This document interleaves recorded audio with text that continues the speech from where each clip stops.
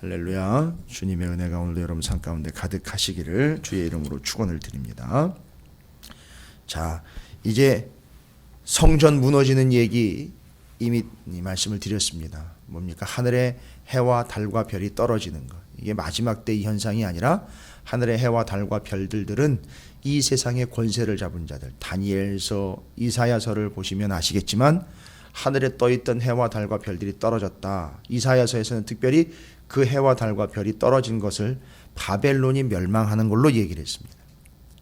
그리고 진짜 스타가 떴죠. 예수 그리스도가 떴다는 얘기입니다. 그건 뭐죠? 예, 하늘의 해, 달, 별 끌어내리시고 진짜 별과 진짜 다스리는 자인 예수가 왕으로 섰다는 거예요. 그리고 제국 무너지고 제국 쓰러지고 제국이 아무리 강력해도 500년 가기 바쁘다라는 거죠. 그건 무너지고 반드시 하나님의 나라가 세워졌다라는 거. 이걸 좀 보라는 겁니다. 이걸 누가 봤느냐 하면 다니엘이 봤고요. 다니엘과 함께 바벨론의 포로로 끌려갔던 그 수많은 사람들이 보고 온 겁니다. 깨닫고 온 겁니다. 이게 다니엘서, 예레미야서가 이야기하고 있는 그 포로로 끌려간 땅에서 하나님의 나라, 이 제사장 나라가 제국보다 수명이 길 뿐만 아니라 완벽하고 능가하는 나라로구나. 그러니까 우리는 제국을 따라갈 것이 아니라 제사장 나라 이루고 주님 오시면 하나님 나라 완성되는 그 나라까지 이어져 가야 되는 것이구나를 깨닫고 온 세대가 바로 포로로 끌려갔다 온 사람들입니다. 그래서 다시 한번 말씀드리지만 하늘에 이 세상을 호령했던 별과 같은 존재들, 해와 같은 존재들, 달과 같은 존재들 다 끌어내리시고 진짜 왕이 오셨으니 그는 예수 그리스도다라는 걸 29절부터 31절에 이야기를 하고 있는 겁니다. 그리고 예수 그리스도가 오셔서 십자가의 부활 승천 사건 이후로는 예수님이 부활 승천하시고 눈으로는 안 보입니다. 승천에 가셨어요.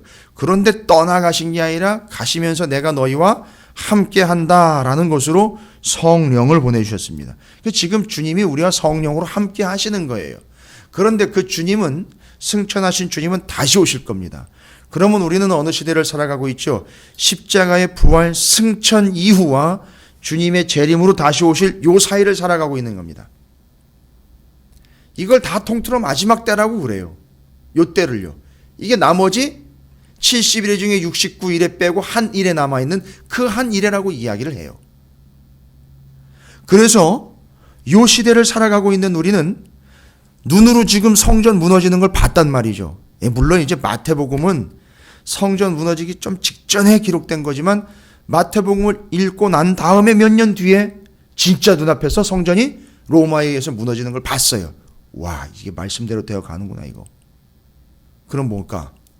그렇게 성전, 눈에 보이는 육안으로 보였던 성전 무너지고는 이제 성경에 말씀한 대로라면 주님이 다시 오실 때까지가 이제 주님이 다시 오시는 걸 준비해야 되는 기간이 되는 거죠. 그럼 이 그 순간 이야기를 모르면 매일 마지막 때 이 주님 재림을 어떻게 준비해야 되는지 매일 헛다리 짚는 겁니다. 자, 다시 정확하게 짚어서 정리를 해드립니다. 우리는 그 순간 이야기를 아시죠? 그 순간 다 이루었다 말씀하시는 예수 그리스도께서 십자가 위에서 선포하실 때에 십자가 휘장이 위로부터 아래로 찢어져서 제사장 나라가 하나님 나라의 그릇에 담겨서 진짜 왕이 하늘의 해와 달과 별로 주관한, 그리고 자기가 가장 센 세력이다라고 일컬었던 그 제국들이 다 무너지고요. 여러분 아시잖아요. 다니엘서에서 다니엘이 그거 봤잖아요. 환상으로요. 그걸 해석을 했죠, 다니엘이. 느부갓네살이 보고요. 예. 마징가제트 봤잖아요. 머리, 가슴, 그 다음에 넓적다리, 그 발, 종아리. 그게 금, 은, 동, 철, 쇠, 흙 이거로 돼 있는 거예요. 머리로 돼 있는 거예요. 그게 제국의 변동을 이야기해. 그게 뜨인 돌, 그냥 누가 손대지 않은 그냥 뜬 돌이에요. 예, 뜬 돌 얘기하시려면 시내산에서 하나님이 떠가지고 거기다 새긴 거 생각하시면 되잖아요. 그러니까 어느 사람이 손댄 게 아니에요. 모퉁이 돌이요, 뜬 돌이요. 그걸 치니까 그냥 완전히 부서지더라. 제국들 완전히 부서지고 뜬 돌이 왕 되는 거예요. 예수 그리스도 왕 되는 겁니다. 지금 그걸 다 보여주고 있는 겁니다, 지금. 그래서 그거 다 끌어내리시고 주님이 왕 되셨습니다. 근데 그 왕 되신 주님이 십자가에서 돌아가셨고 부활 승천하셨어요. 그리고 그 이후를 우리는 살아가고 있습니다. 언제까지요? 주님이 재림하실 때까지요. 지금은요, 하나님 나라입니다. 하나님 나라예요. 하나님 나라를 살아가고 있는데 우리는 하나님 나라의 백성일 뿐만 아니라 부활 승천하시고 십자가의 그 순간 이후로 우리는 주님이 가시면서 그냥 훅 하고 떠나가 버리시면 문제가 없는데 주님이 가신 게 아니라 우리와 함께 하신단 말이죠. 이게 함께 한다는 말을 또 이해하려면 성막, 성전이 이해가 돼야 된단 말이죠. 시내산에서 함께 했던 주님이 모세와만 함께 했습니다. 근데 이게 이스라엘 백성과 함께 하려고 하니까 성막이 필요했어요. 그리고 그 성막이 예루살렘 성전 천년으로 성전이 됐어요. 목적과 기능은 그거예요. 하나님이 그들과 함께 하기를 원한다는 겁니다. 그런데 주님이 부활 승천하시면서 함께 하겠다 그래요. 성령으로. 그럼 이 성령이 거하실 처소가 있어야 되지 않습니까? 성전, 성막이 그랬던 것처럼.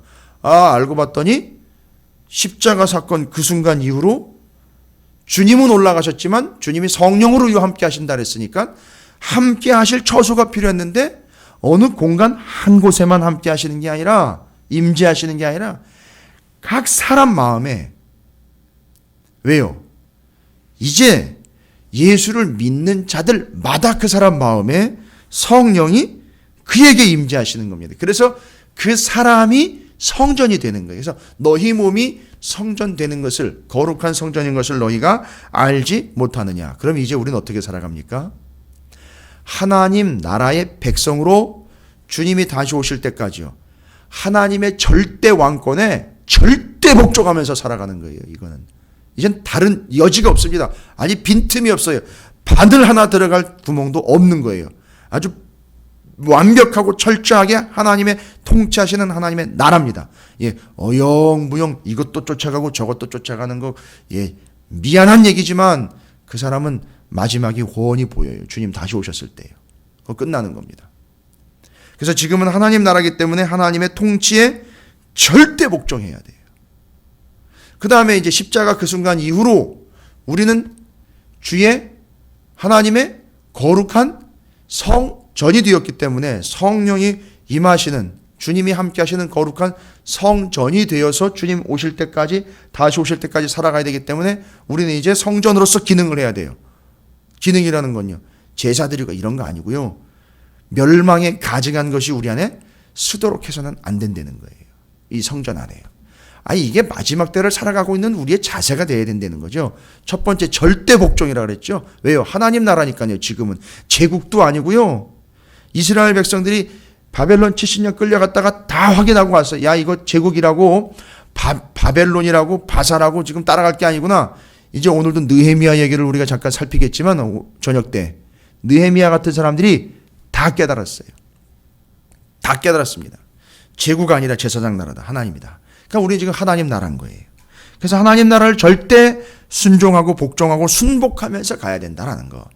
그리고 주의 성령이 우리와 함께 하시는 거룩한 성전이니 멸망에 가증한 것들이 우리 안에 서서는 안 된다는. 그러니까 절대 멸망에 가증스럽고 더러운 것들, 추잡한 것들, 아주 음란한 것들, 이런 것들이 우리 안으로 세워지거나 들어오지 못하도록 해야 된다라는 거예요. 이게 마지막 때를 살아가는 우리의 자세가 되어야 된다는 겁니다. 어떻게 보면 오늘 32절부터 44절까지의 본문이 마지막 때인 십자가 이후 주님의 재림 때까지 살아가는 종말론에 대한 최종 정리가 될 수도 있을 것 같아요. 잘 정리하시기 바랍니다. 마지막 때를 어떻게 살아가 주님의 재림을 어떻게 준비해야 되는가 다 나와 있습니다. 그리고 그 순간 이유를 모르면 아주 중요한 핵심이 두 가지, 절대 복종이라는 것과 거룩한 성전되어 멸망에 가증한 것이 세워지지 않도록 해야 된다는 것, 이 두 가지를 싹 빼놓고 다른 얘기하기 쉽습니다. 그릇된 종말론이 지금 유행을 하고 있어요. 세대주의 종말론이라든지 징조를 보고 파악을 한다든지 그럴 필요 없습니다. 자, 그래서 지금 우리는 그 마지막 때를 준비해야 됩니다. 주님의 재림을 준비해야 됩니다. 두 가지 먼저 말씀드렸어요. 이건 전제예요. 하나님의 나라를 살아가고 있기 때문에 절대 복종, 그리고 성령이 임하시는 거룩한 성전이기 때문에 멸망에 가증한 것들이 우리 안에 세워져서는 안 됩니다. 비집고 들어오게 해서도 안 되고 그것들과 타협해서도 안 됩니다. 그 다음에 오늘 마태복음에서는 이 무화과 나무의 비유와 또 밭에서 밭 갈고 있던 자들, 맷돌 갈고 있던 자들의 비유와 성경의 이야기는 노아의 홍수시대 이야기, 이 세 가지 이야기를 통해서 마지막 때를 어떻게 준비해야 되는지를 설명을 잘 해주고 있습니다. 여러분, 이 무화과 이야기에서 마지막 때 어떻게 준비해야 되냐, 십자가 사건 이후 주님의 재림 그 중간을 어떻게 준비해야 되냐, 주님 재림을 어떻게 준비해야 되느냐, 무화과 나무의 비유를 배워라 이거예요. 뭘 배우려는 겁니까? 그 가지가 연하여지고 잎사귀를 내면 여름이 가까운 줄을 아나니. 여러분, 여기 원래 자연과학적으로 이 본문을 쓰면은요 이렇게 써야 돼요. 무화과 나무의 비유를 배워라. 그 가지가 연하여지고 잎사귀를 내는 계절은 늦봄, 봄이 만연해 있는 절기니라, 이렇게 돼야 돼요. 이 말은요, 뭔 얘기입니까? 가지가 연해지면서 잎사귀가 막 잎을 내는 거는 한참 봄이 무르익었을 늦봄에 있을 이야기예요. 이 현상은 늦봄에 일어나는 현상입니다. 그런데 주님은 우리에게 뭘 이야기하십니까? 야, 지금이 늦봄이로구나 라는 걸 파악하지 말고 늦봄에 일어나는 현상을 보고 뭘 준비하려는 거죠? 여름 준비하려는 거예요. 지금 여기 연연하지 말고 그때를 준비하려는 거예요. 여러분, 우리 정서식으로 얘기할까요? 여러분, 수의 준비하세요. 이 얘기인 거예요. 감이 확 오시죠? 살아있는 동안이니까 화려하게 치장하고 액세서리 같은 거 우리는 챙겨야 되잖아요. 잘 입어야 되고요. 그런데 이 이야기는요, 찬물 끼얹는 이야기인 것 같지만 수의를 준비하시오라는 얘기예요. 뭡니까? 지금 보지 말고 다가올 것 준비하라는 거예요. 다가올 것. 내다보고 살라는 거예요. 뭔 얘기입니까? 쉽게 얘기하면, 야, 봄이다. 정말 좋다. 야, 편안한 세상, 정말 좋은 세상 살아가고 있다. 야, 여기서 정말 누리다가 때가 되면 그냥 가면 되지. 너무너무 좋은 세상, 아까워서 어떻게 가? 아니요, 그게 아니라 곧 여름 오겠구나. 뭡니까? 지금이 아니라 다가올 시간을 준비하라는 거예요. 지금 당장 여기서가 아니라 그때 거기를 준비하라는 거예요. 내다보면서 신앙생활 하라는 겁니다. 당장 오늘 먹는 밥 한 끼 때문에 그거 뭘 먹을까 뭘 마실까가 아니라 다가올 걸 준비하라는 겁니다. 예, 그거 준비하라는 거죠. 예를 들자면 살아있지만 내다보면서, 죽음을 내다보면서 살아내는 거예요. 살아있지만 죽을 때를 준비하라는 거예요. 잘 나가고 있지만 덜컥하고 넘어질 때 있다는 거예요. 준비하라는 거예요. 가난하지만 하나님의 은혜로 풍성해질 때를 내다보면 살아가는 거죠. 예, 너무너무 은혜스러운 말씀이에요. 지금 여기 이 상황과 현상에 연연하지 말고 내다볼 줄 알아라 이거예요. 무화과 잎을 보면 여름 올 줄 아는 것처럼 여기서가 아닌 그때와 거기를 내다보면서 살아라. 한 발 앞서 살라는 거죠. 이게 무화과의 비유입니다. 그래서 33절에 이와 같이 너희도 이 모든 일을 보거든 인자가 가까이 곧 문 앞에 이른 줄 알아라. 그러니까 상황을 보면 이제 곧 이르시는 것이구나를 구별해낼 줄 아는, 내다보는 신앙을 가지라는 거예요. 내다보는 신앙이요. 언제까지 그런 식으로 살아갈 수 있을까요? 언제까지 그런 패턴으로 갈 수 있을까요? 언제까지 그걸 붙잡을 수 있을까요? 언제까지 그렇게 입을 함부로 놀리면서 살아갈 수 있을까요? 언제까지 내 생각이 옳다고만 그 주장을 펼쳐갈 수 있을까요? 언제까지 내 경험이 최고라고, 언제까지 내 신앙이 최고라고 그렇게 주장하며 갈 수 있을까요? 아니요. 겸손하게 내다보면서 살아가는 거예요. 수의 준비해라. 저는 그냥 그 한마디로 좀 정리해버렸어요. 자, 그래서 내다보면서 준비하라는 거죠. 그 다음에 중요한 말이 나와요. 내가 진실로 너희에게 말하노니 이 세대가 지나가기 전에 이 일이 다 일어나요. 이 세대는요, 지금 주님이 재림하실 때까지 십자가 사건 이후로 요 세대입니다.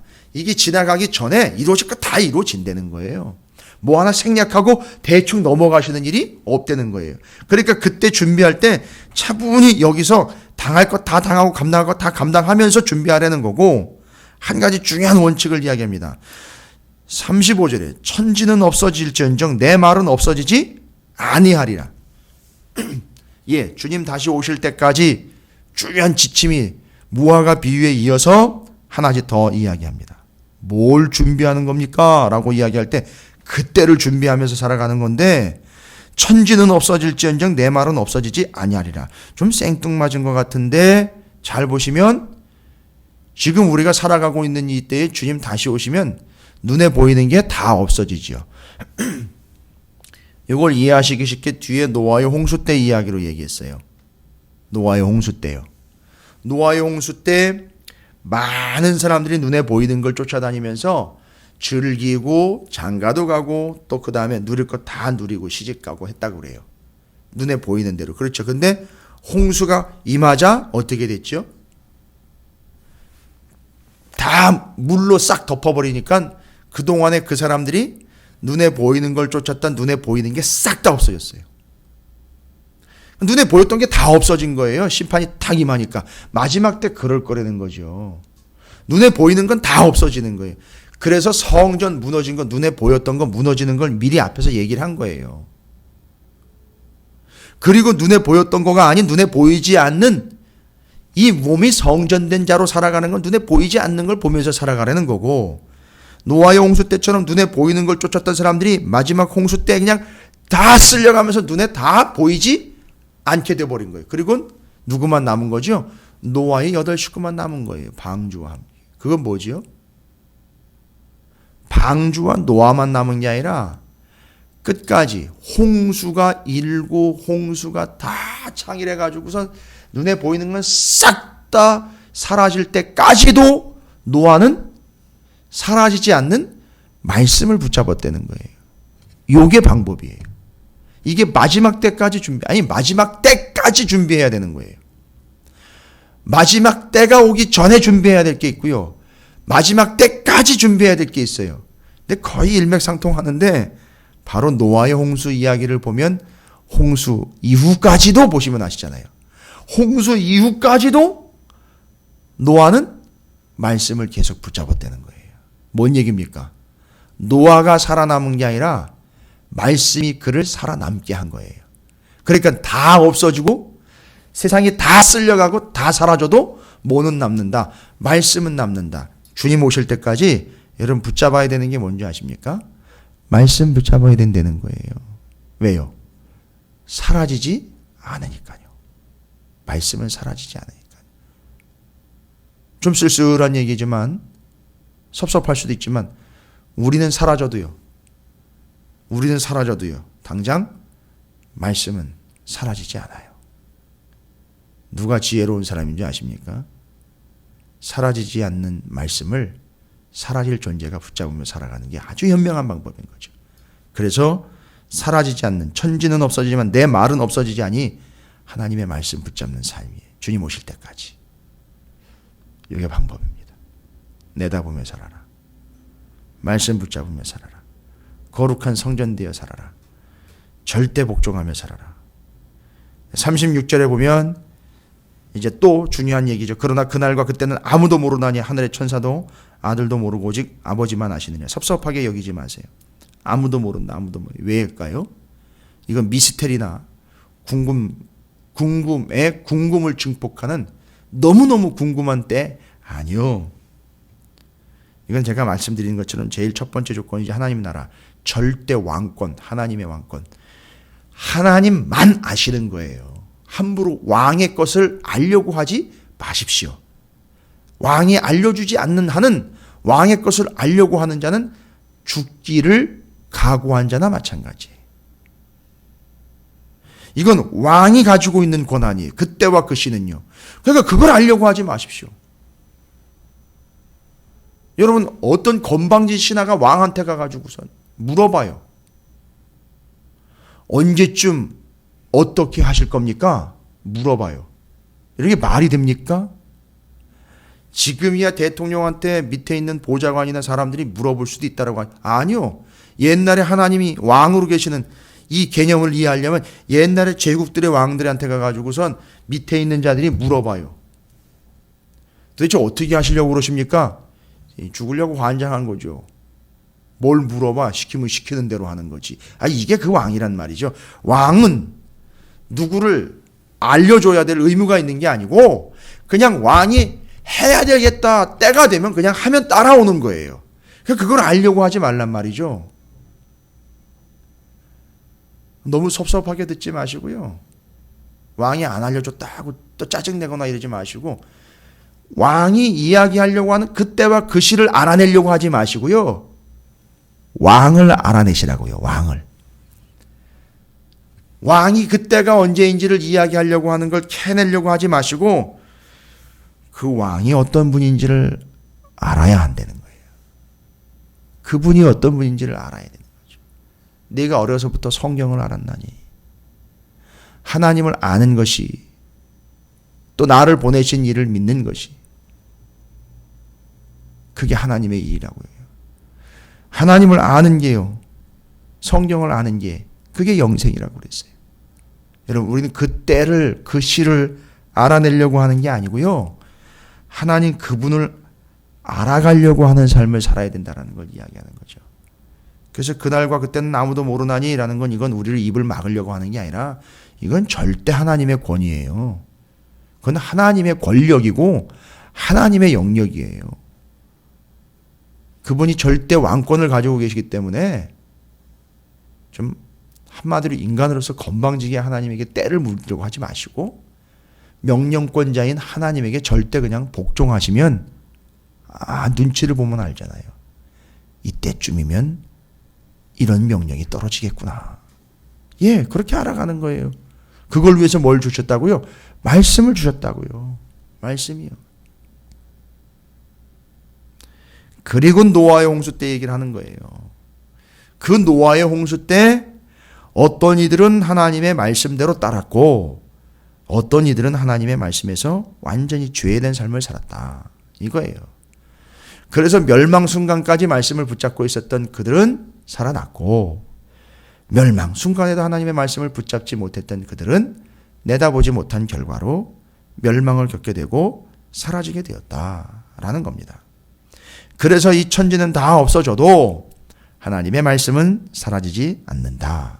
증거로 그 방주와 그 노아의 가족들이 살아남았다. 말씀을 붙잡은 자들이요. 그러면 여러분 40절과 41절이 이해가 돼요. 40절과 41절이요. 그때에 두 사람이 밭에 있으며 한 사람은 데려가고 한 사람은 버려둠을 당할 것이요. 두 여자가 맷돌질을 하고 있으며 한 사람은 데려가고 한 사람은 버려둠을 당할 것이니라. 물론 우리와는 생활 습관들이 다 다르기 때문에 모습도 다르겠지만 보십시오. 둘이 같이 밭에서 일을 합니다.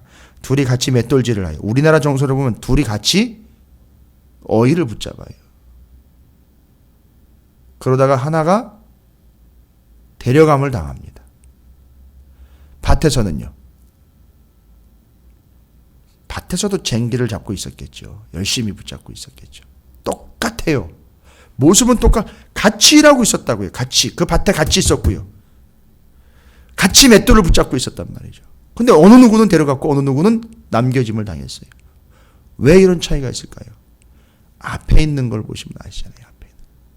이 사람은 어이만 붙잡고 있었던 게 아니고 쟁기만 붙잡고 있었던 게 아니라 말씀 붙잡고 있었던 거예요. 한 사람은 말씀을 붙잡고 있었기 때문에 노아처럼 그게 떠버린 거예요. 멸망의 땅에서 떠서 구원을 받은 거예요. 지금 그 데려감을 당한다라는 게 그걸 얘기하는 겁니다. 떴다는 거예요. 혼돈에서 떠서 구원을 받았다는 거예요. 죽음에서 떠서 들림 받았다는 거죠. 죽음에서 떠서 하나님이 들어 올리셨다. 이게 마치 휴거를 이야기하는 것처럼 이야기할 텐데 아니 그게 아니고 하나님이 거기서 그냥 들어 올리신 거예요. 들어 올려서 구원을 하신 겁니다. 아니 둘이 똑같이 일을 하고 있었다니까요. 밭에서요. 맷돌질 같이 하고 있었어요. 그런데 어느 누구는 하나님 들어 올렸어요. 건지셨습니다. 노아처럼요. 그죠? 왜요? 말씀 붙잡고 있었던 거예요. 한 사람은 어이를 한 손에 붙잡고 한 손에 말씀 붙잡고 있었던 거예요. 뭐 다른 거 없습니다. 결론 다 나와버린 거죠. 그러므로 앞에 걸로는 그렇게 연결이 되고 뒤에 보면 이 둘 어이 붙잡고 있다가 또 쟁기 붙잡고 있다가 데려감을 당하는 그들 앞에서는 그 말씀을 붙잡았던 노아의 이야기가 연결을 했습니다. 뒤에는요. 그러므로 깨어있으라. 그러니까 둘 중에 하나는 졸았다는 얘기네요. 뭐 결론은. 표현이 그렇습니다. 아, 이 사람은 말씀을 붙잡고 한 가지 더 추가합니다. 깨어 있었다라는 얘기네요. 둘 중 하나는 어느 날에 너희 주가 임할는지 너희가 알지 못함이라. 너희도 아는 바니 만일 집주인이 도둑이 어느 시간에 올 줄 알았다면 이거 다 깨어 있어야 되는 거죠. 깨어서 준비하고 있어야 되는 거죠. 뭘요?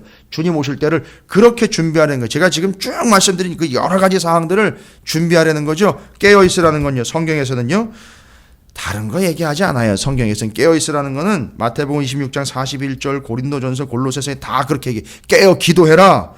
깨어서 믿음에 굳게 서서 그 다음에요. 기도를 계속하고 기도에 감사함으로 깨어 있으라. 다른 거 아닙니다. 기도하는 거예요. 기도로 깨어 있는 겁니다. 기도하면 깨어 있게 되고요. 깨어 있기 위해서 기도하는 거예요.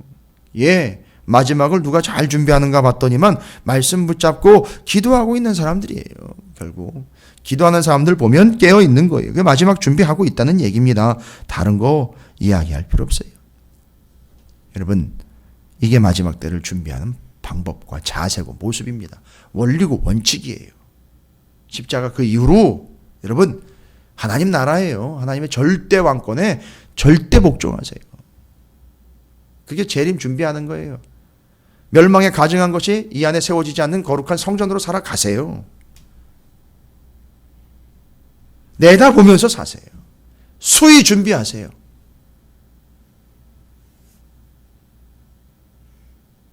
없어지지 아니하는 말씀 붙잡고 사십시오.